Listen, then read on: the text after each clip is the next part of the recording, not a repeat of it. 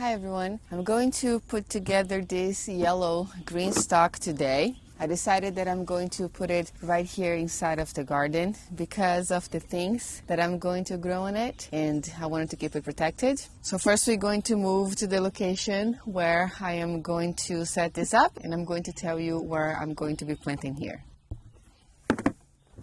So I decided to put it right here in the back because we have a bit more space after this bed. I was thinking to line them all up behind here, but that's too little space for me to walk through. So it's going to be right here. This is an unleveled surface and starts sloping down this way. So I just scraped some of the wood here, and I'm gonna try my best to have the base at least leveled, so it won't flop over. Something I'm more concerned about this year than I ever been, because before I always had my green stalks in concrete. Now inside this mulched area makes it a little harder for me to make sure they're nice and stable. Let me show you what I'm planning to plant on it today. Decided that I'm going to start most of everything from seed. I thought that would be a fun experiment too, to see if I can do the whole thing. I was looking through my seeds and I saw this blue jade sweet corn as a package that I have never even opened. And this is supposed to be a dwarf container variety, so I thought it would be a great experiment to do a corn in this green stalk. I thought a dwarf variety would be cool. And I didn't want to put in every single pocket because I thought corn is a really heavy feeder and I was not sure how well it would do, so I decided to interplant them with beans, and I have already soaked them. This is a purple lilac colored beans called saline beans, and I think purple and yellow and blue would be a super fun combination for this green stalk. So we're gonna do corn, beans, and I was thinking to do a squash, and I found in my seed collection too this lemon squash, and I'm gonna do one squash or two maybe max only, because squash gets really big and I'll have to do on the bottom layer. And just to make things a bit more fun, a little pretty, I thought to also do a little dwarf teddy bear sunflower. So that's what we're going to be working on today, starting everything from seed on this brand new green stalk for the summer. And I'm also going to inoculate the bean seeds with this rhizobia bacteria, which is a nitrogen fixing bacteria that has a symbiotic relationship with the roots of the bean. But I'll talk a bit more about it too once it's time for me to inoculate it and plant it in the soil. First, let's get this up, filled and leveled, and then we're gonna do our seeds. I usually use the Fox Farms Happy Frog potting soil. I want to say most of my green stalks have them. I think I have used the Pro Mix a couple times, but I couldn't find the Pro Mix in my local store, and the Fox Farm was really expensive. I did get this organic potting mix there from Spoma. Laura from Garden Answer, she has a really big YouTube channel on gardening, and she always uses potting mix, so I thought that I would give it a try. But because it's my first time using it, I want to amend it with a few things. So inside this planter here, I have some amendments that I'm going to use. So I have an organic garden tone all-purpose fertilizer, and I have some azomite over here too, which is just for trace minerals, and some rock dust to add some minerals as well. I found this while I was organizing my grow room, and I wanted to have used this all in my beds, but I was such in a rush to fill those up that I forgot. So maybe after today I will try to remember to sprinkle some and mix with the soil too, but I definitely want to use it for the green stalk because I have it, so we could just add a boost of nutrients to the soil too. I'm going to put the first tier, add some soil, and show you guys how I'm going to add the amendments in this planter. So I'm gonna start with some of this garden tone fertilizer, and I'm doing this because corn, squash, and beans are, at least corn and squash, are pretty heavy feeders, and I am not the best at remembering of fertilizing my green stalks every week. I have had very great luck with the Fox Farms potting soil. Even if I forget it, the plants still do really good. But since this is a new potting soil and a brand new planter, it's a little late in the season, I just want to give it a best chance that it can to do well. And I would love to have corn to harvest this year. That would be amazing. And then I'm going to add some of this rock dust.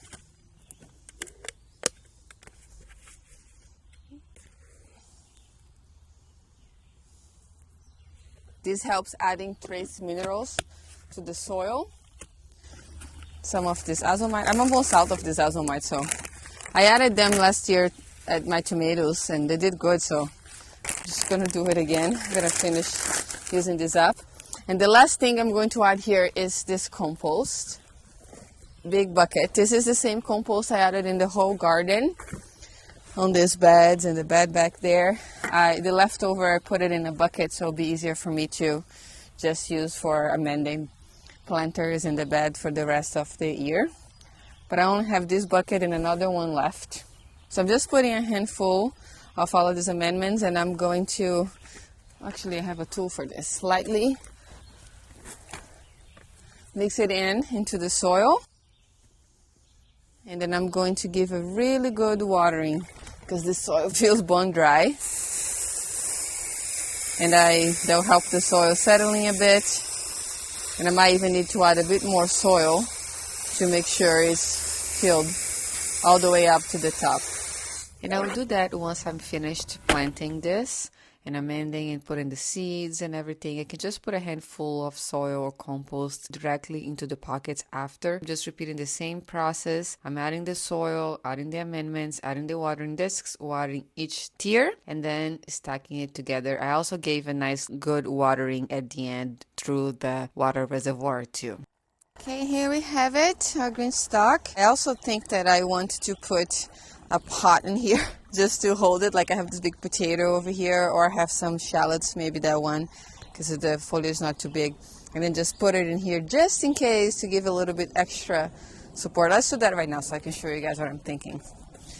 I have the shallots here, and then I'll put right here.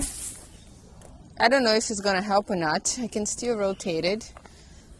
Maybe I should get a little closer. It seems to me it could be a bit more stable of having something on the side. Now we're going to start doing the seeds. I'm going to start with the corn. I'm thinking to do every other one. So I'll do all the corn first, then all the beans, all the sunflowers. I'll put a bunch of seeds on my hand. If I do every other one for the 5 tiers, it would be like 15. I'm going to do 2 and then 10 to the strongest. I'm going to plant in every other pocket and leave the surface open so I can see what I have added the seeds to it before I come and interplant this with the beans. This is not feeling super stable, so I'm a little scared, but let's see what happens. Hopefully it doesn't fall. And since we have those 3 there, I'm going to start with this up here so they kind of alternate. So we're going to do 2 here. Leave it open so I know the seeds are there. Then 2 here. Okay, and 2 here, and you're going to keep repeating the same thing. Now I'm going to start with this one over here, rotate it, and keep going till I am finished with all of the tiers. Now that we have the corn, I want to talk a bit more about the beans. So I said that I was going to inoculate with this inoculant. This one is a garden combination. I'm going to read what's in here. This speed inoculant is intended to be applied on seed. It is a culture of highly effective strain of rhizobia, nitrogen fixing bacteria, that will colonize the plant roots to gather and fix and free nitrogen in the air, making it available to the plants. And I have 2 beans here because I have this different variety. This one's called emerald pole bean, which I'm going to plant close to that corn that's over there planted already. And this is the bush bean variety that I'm going to plant in the green stalk. They're both gonna get inoculated with this. So this is a garden combination and could be used with peas or beans. You can buy some specific one to specific strains too, but I like this combination. It's more flexible for us in the garden. I have soaked these beans overnight. I find that if they're soaked and there's some water, it's easier for the inoculant to get into the seeds. I have done this before in previous videos. Let me see if you guys can get a good close-up look. So this is how it looks. In the beginning I used to be worried about putting too much or too little, and then I've learned that you can't really have too much of that stuff. Just, if you sprinkle a little bit and get the seed coated, that should be okay.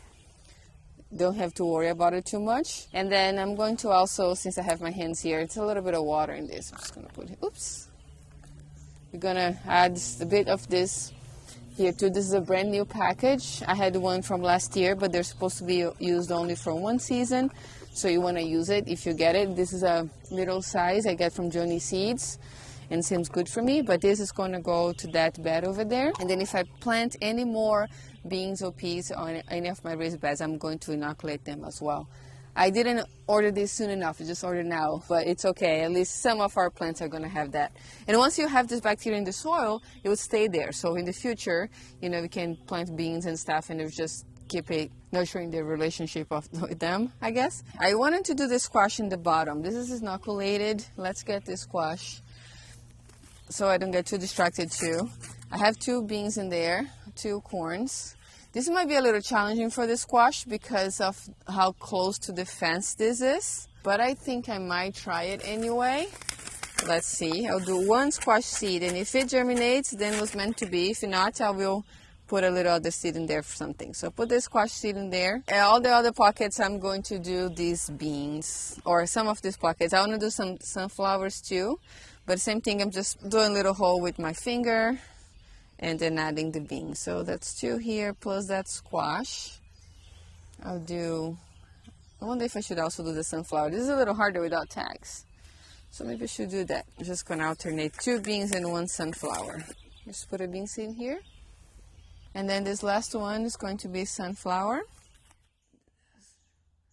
Since there's sunflower in here, I'll put another sunflower here. And another sunflower here, so they can kind of go like to a pattern like that. Would that look nice? I might do extra sunflowers on the top. So I'll do 1, 2. And I put the corn in here and the corn in there. Ah, there we go. The last 2 seeds meant to be of sunflowers there. Now the beans. Okay, this side has a space. I'll do 1 seed. I'm doing 1 seed because I started this bean before for the other GreenStalk and they had 100% germination, so I don't want to waste my seeds. So I know that they're going to germinate well. If I have extra, I might throw an extra one here and there. Okay, that's all done. You can do more than 1 bean per pocket. I usually do 1. But I'm gonna, since I already inoculated this, I will do 2 on the top. But that's it. We have our GreenStalk planted. And it's pretty hot today. My phone is overheating. So I'm gonna try to do this a little quick now. I should cover them all up first. Start from the bottom. I'll cover actually all this side and then turn it and cover all of the other side. So I don't have to be bending over too much. Okay, this is all covered. And now let's water. The bottom feels the driest. The other 2 bags of potting soil had a bit more moisture in it, the 2 brand new ones. The first one I had already opened and used for something else. As you can see, it was just halfway full. I water every day until they sprout. And I might have to add a teeny bit more of soil to the pockets if they settle too much.